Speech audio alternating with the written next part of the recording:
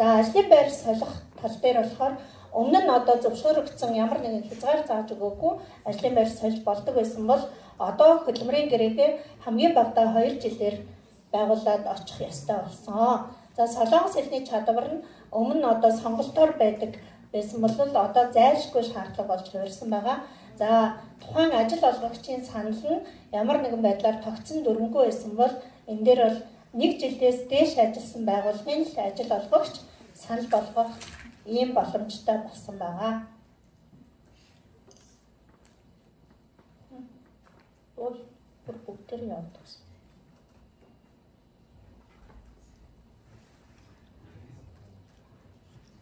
Яаж азаад.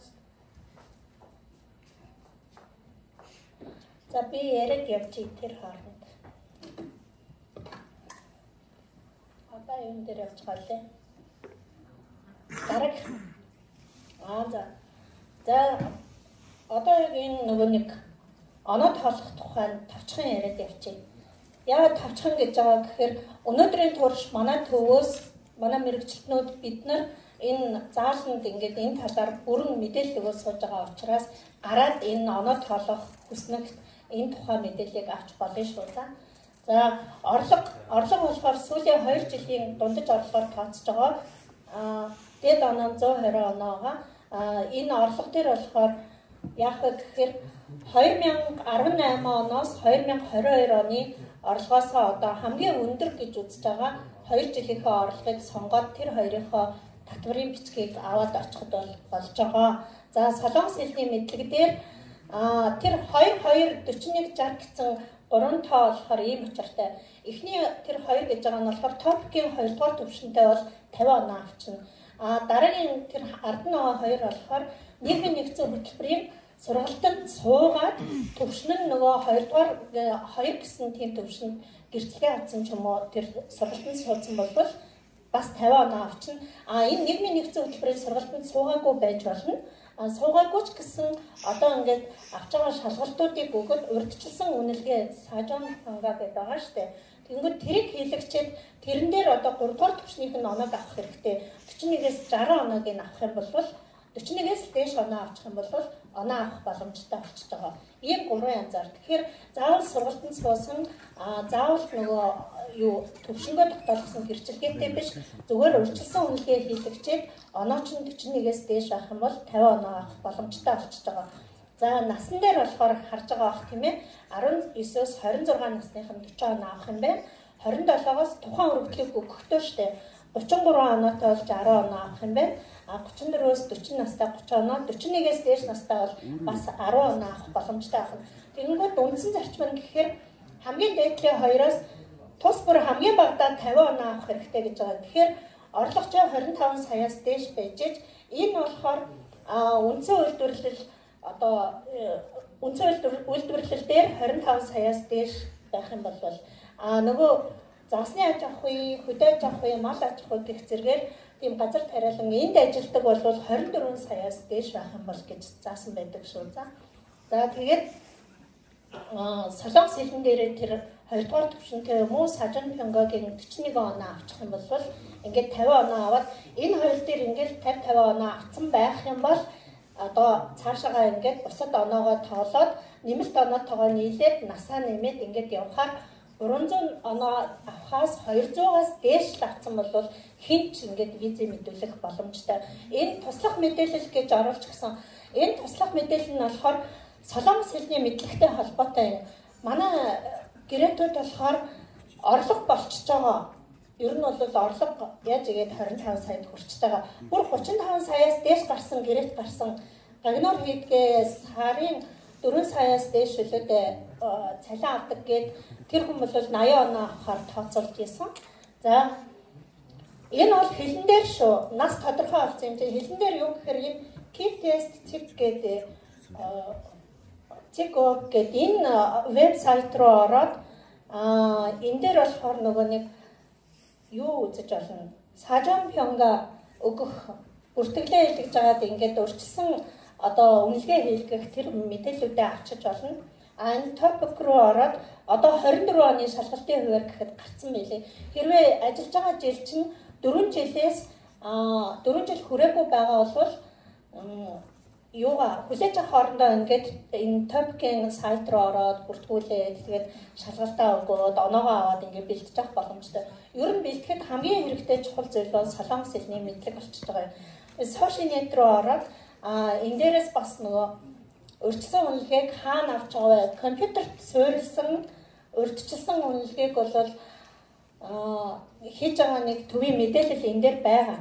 Тэгээд тэр төв дээр болохоор 7 хоногийн 4 дахь өдрөөс бусад бүх өдрүүдэд ингээд компьютер суурилсан үнэлгээг хийж өгөөд 2 хоногийн дараа хариуд гарч байгаа тэр мэдээллийг ийшээ орж аваарай.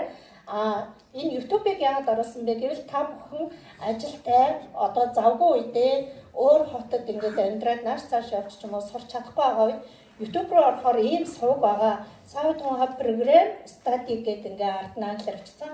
Энэ сувг руу орохоор энэ сувг дээр штэ урьдчилсан үнэлгээ хийдэг энэ нийгмийн нэгдсэн хөтөлбөрийн тестээр ингээд бүх 30 минутаар явцсан ингээд тестийг бүгдийг заасан ийм хичээлүүд байж байгаа. Солонгосын хууль зүйн яамнаас хийж байгаа хичээлүүд байгаа. Энэ хичээлийг биштэй чихвчээ игээд ингээд кино үзээд тоглож явахаа оронд энэ хичээлийг сонсоод яваад байхад бол бүрэн боломжтой, маш ойлгомжтой бүх тестийг хамт бөглөөд явдаг ийм хичээл байгаа. Энэ хичээлийг купоноос номын авч болно. Купон дээрээс номын аавна. Яг ингээд Саутон програм гэж бичээд ард нь штэ хэрвээ урьдчилсан үнэлгээ хийх гэж байгаа бол Сажон Пёнга гэсэн номыг бичиж хагаад авна. Тэгээд Чонгхап гэж байгаа штэ тийм ээ цаашаа үргэлжлээд тэгэнгүүт купоноос тэр номыг авахаар яах вэ гэхээр тэр номны чинь хавцны дотор талд нь ийм 5 код бичсэн байгаа. Нэг номон дээр 5 тест байдаг аахгүй юу? Тэгвэл тэр 5 кодоор эргээд ийшээгээ энэ блог руу нэвтэрч ороод одоо тэр яг заасан сувг руу нэвтэрч оронгуудаа өөрөө компьютерт суурилсан одоо урьдчилсан үнэлгээг өгч үзэх боломжтой.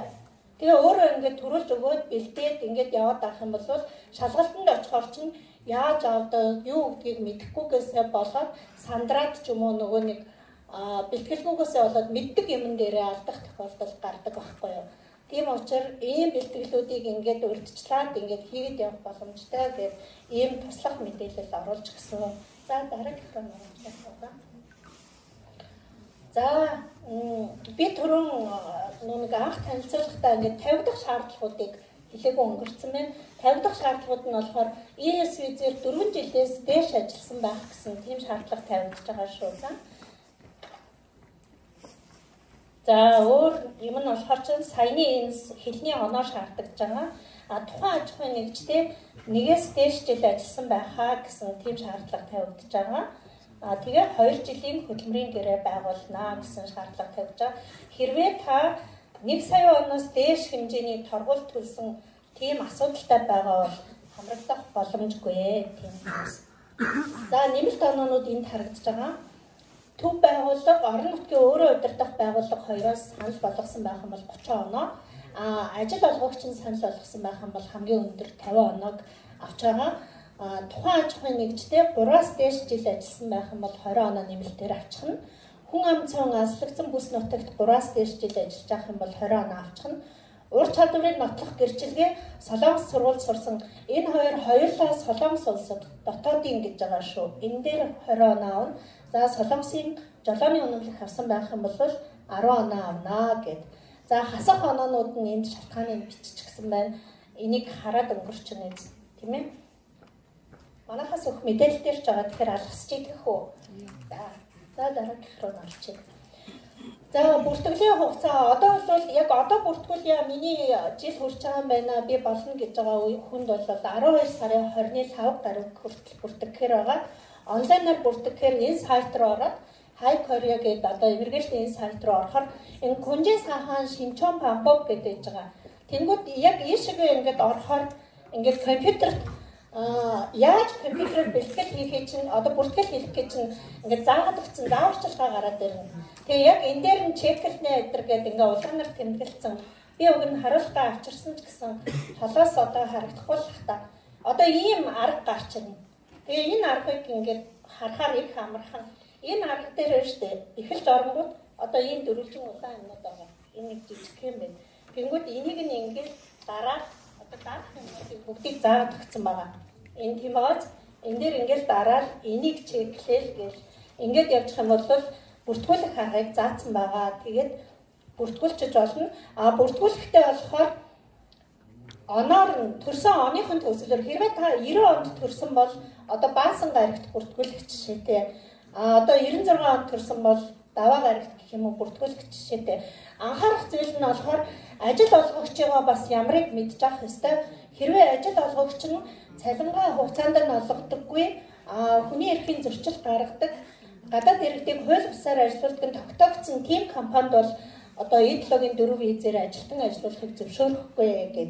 Ийм компани тухайн зөрчлөөс хойш одоо 5 жил болж иж E7 4 визээр ажиллах эрхийг олж авна. Дээрээс нь ажил олгогчид тавьж байгаа нэг шаардлага нь болохоор QUP-г хөтөлбөр эрхлэлтийн даатгал одоо 3 сараас дээш ингээд хугацаанд ингээд даатгуулсан тийм байх хэвээр. Хэрвээ сүүлийн 3 сарын хугацаанд одоо хөтөлбөр эрхлэлтийн даатгал ажилчдаа даатгуулаагүй компани байх юм бол бас зөвшөөрөгдөхгүй байгаа.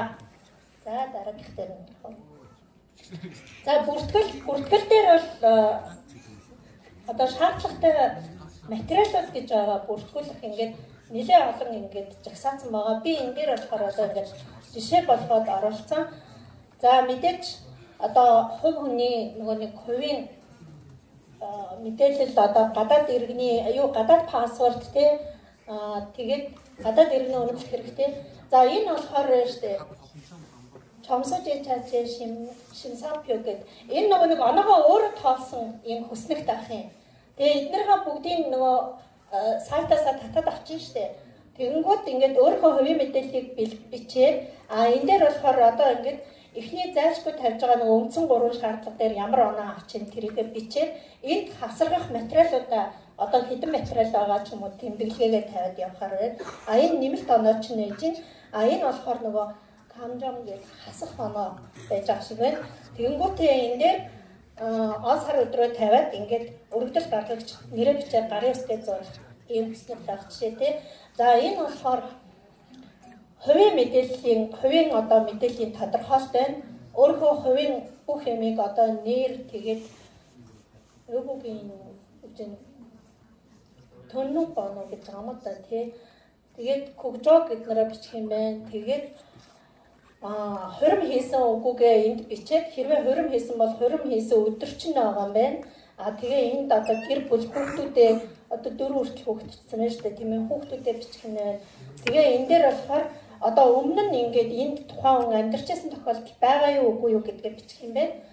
За тэгээд мөн гарын үсгээ зураад одоо он сар өдрөө тавихаар ийм юм хэрэгтэй байна. За энэ нь болохоор Куюнги Чучоосоо гэдэг. Энэ нь болохоор нөгөө нэг ажил олгогч санал болгох хуудас. Ажил олгогч нь энийг бүглэх ёстой. Тэгээ ажил олгогч бүглэхдээ дээр нь ингээд ажилтныхаа хувийн мэдээллийг биччихээн. Доор нь болохоор ажил олгогчийн өөрийнх нь мэдээлэл тухайн нөгөө нэг ажил олгогчийн өөрийнх нь бүртгэлийн одоо дугаар тэгээд энэ юу вэ? Энэ болохоор ингээд санал болгож байгаа үндслэлээ бичих юм байна. Тэгээд энэ үндслэлээ бичгээр одоо энэ нь шүү дээ нэг жилээс ингээд дээш ажиллаж байгаа гэж юм. Тэгээд савжаны гук период гэдэг. Ингээд энэ нөгөө нэг санал болгож байгаа ажил олгогчийн ажлын байр одоо үйлдвэрт байгууллага компанид нь заавал хэрэгтэй ийм мэрэгчлэн байна гэсэн энийгээ тодорхойлоод гарын хэсэг зурсан ийм хуудас бас хэрэгтэй байх нэ. За тэгээд үүнээс гадна тэгээд аж ахуйн нэгжийн бүртгэлийн гэрчилгээ хэрэгтэй. Нөгөө нэг топик өгсөн хуудас хэрэгтэй. Солонгос хэлний шалгалтын тэгээд нөгөө Кеяксо нөгөө нэг хөтөлбөрийн гэрээ чинь хэрэгтэй 2 жил ажилласан хөтөлбөрийн гэрээ маань хэрэгтэй. Өөр юу вэ? Нөгөө татварын бичиг маань хэрэгтэй. Нөгөө орлого нотолсон. Тэгээд байгууллагын бас компани гэрчилгээ хэрэгтэй. Компани бас татвар төлсөн тийм гэрчилгээ хэрэгтэй. Татвар төлдөг. Компани бас нөгөө 4 даатгуулдаг тий ажилчдаа тэр жагсаалт нь хэрэгтэй юм байна. Тэгээд энэ ажил олгогчийн санал нь хэрэгтэй байна. Тэгээд нэмэлт материалуудад хэрэгтэй зүйлүүдээ бас хавсрах юм байна. Жолооны үнэмлэхтэй бол жолооны үнэмлэхний хуулбараа хавсрах юм байна. нөгөө нэг энд дээд сургууль төгссөн бол тэрнийхээ хуулбарыг бас хавсаргаад ингээд нэмэлт материалаа өгөх юм байна. За ингээд эдлогийн 4 цаг болоод байна уу? 시간 조금 있어, 조금. За эдлогийн 4 визээр ингээ орчлоо гэхээр одоо ямар асуудал болох вэ гэхээр виз болсноосоо хойш 6 сар болж иж гэр бүлээ урих боломжтой болдог. Гэхдээ гэр бүл нь бол дагалдан F3 гэдэг визээр ирнэ. Энэ виз бол одоо ажил хийх хэрэггүй ийм виз байдаг гэдэг. Тэгээ ямар хүнийг урих вэ гэхээр одоо яг гэрэлсэн эхнэр юм уу нөхрөө урина 19 нас хүрээгүй хүүхдүүдээ урих боломжтой. Тэгээд энэ F3 визээр гэр бүлээ урих гэж байгаа тохиолдолд Монгол улсад ажиллаж байгаа нөгөө нэг хууль ёсны нэг визний зөвлөгөө өгөх төвүүдээр үйлчлүүлвэл илүү тохиромжтой гэсэн шүү. За гэр бүлээ урих шаардлагад амьдрах орон байрны нөхцөл тусгагддаг гэсэн. Тэгэхээр энэ талаараас сайн мэдээлэл авч агаад урих хэрэгтэй. Энэ нөгөө өмнө нь энэ илтгэлийг тавихаар сонгож авах үед энэ чуулган зохион байгуулагчдаас гаргасан санал нь хэрвээ одоо энд хууль бусаар гэр бүл нь байх юм бол одоо яаж ингэж дагалдан болох вэ гэж асууж ирсэн. Тэгэхээр энийг иммиграшнаас асуусан байгаа. Иммиграшнаас асуухад бол хэрвээ гэр бүл нь энд хууль бусаар байдаг бол одоо эхнэр нөхөр нь E7-гийн 4 виз рүү шилжчихвэл сайн дураараа юм уу одоо Монгол буцах хэрэгтэй гэсэн. Тэгээ Монголд очоод одоо эргээд F3 руу виз мэдүүлээд дахиж орж ирээд ингээд авч орж ирээд хамт амьдрнаа гэсэн шүү. За тэгээд одоо 2 жилээр гэрээ сунгахаар байгаа штэ. Одоо энэ K point дээр. Тэнгүүд 2 жилээр гэрээ сунгаад ингээд 2 жилээр E7-гийн 4 авчихаар цаашаа сунгах зарчим нь хараахан гараагүй байгаа гэсэн. Энэ гарахтаа штэ. Анхны зарчмаа бариад нөгөө оноогоо тоолоод цалинжийн үржээвэл цааш сунгагдаад явах хаа гэсэн. За ажлын байр солих асуудал гарна E7-гийн 4 дээр. Тэгэнгүүт ажлын байр солих тохиолдолд ингээд бүх юм өөрийн нуруунд дээр ирдэг. EU визээр ажиллаж байгаа гэрээт иргэд ажлын байр солихтой болохоор одоо хөтөлбөрийн бирж дээр очоод тэгээд нөхцөл нь одоо бүрдчихвэл ажил олгогчоос одоо шингүүгээ хийлгээд тэгээд хөтөлбөрийн бирж дээр очоод ингээд бүртгэлээ хийлгээд 3 сарын бичгээ авчингууд өөрийн утсанд ингээд цаанаасаа мессеж ирээд өөрөө зараар явдаггүй ингээд цаанаасаа ирсэн сонголтоос ингээд сонгоод ажлын байраас солиод ингээд амар байдаг бол E7-гийн 4 рүү орчих юм бол өөрөө ажлаа хайх болдог. Яаж хайх вэ гэхээр энэ хажууд ээж байгаа Egypt UNESCO гэдэг энэ бичгийг болохоор нөгөө өмнө ажиллаж исэн ажлын газартайгаа заавал ингээд хилцлийн энэ бичгийг хийж иж гардаг. Энэ бичгийг хийгээд ингээд хилцэн тохиролцоод ажлаас гарлаа гэсэн энэ бичгийг хийснийхээ дараа ажлаа хэрвээ 30 хоногтой багтаагаад ингээд ажлаа солиод Агаас Б үйлдвэр рүү орчих юм бол тэр сольж орсон үйлдвэрийнхээ бичгийг энэ нөгөө гарсан бичгтэйгээ хамт авчиад мэдүүлчихдээ визээ мэдүүлчих болно. 30 хоног дотор мэдүүлнэ. Хэрвээ энэ ажлаас сольж одоо Б үйлдвэрт орж чадахгүй олдохгүй байлаа штэ өөрөө олох гээд. Тэгээ олдохгүй байх тохиолдолд бол одоо D10 гээд ажил хайгчийн визийг хүссэн мэдээллийг шууд хийж болно. Энэ визийг хүсэхэд бол өмнө ажиллаж байгаад энэ визийг хүссэн тохиолдолд оюутан шиг одоо оноо шаардахгүй шууд одоо авчиад ажил хайгчийн визээ энэ бичгээ авчирчод юм уу ингээд энэ визийг мэдүүлээд авч болно. 90 хоногоор 2 удаа сонгож өгдөг. Хэрвээ D10 визтэй 3 сар яваад ажил олдохгүй бол дахиад хугацаагаа дуусгаас өмнө очоод дахиад D10-аараа сонгуулдаг. Нэг дор 6 сар сонгож өгдөггүй. Ийм виз байгаа. За ингээд дууссан уу те. За баярлалаа тэгээд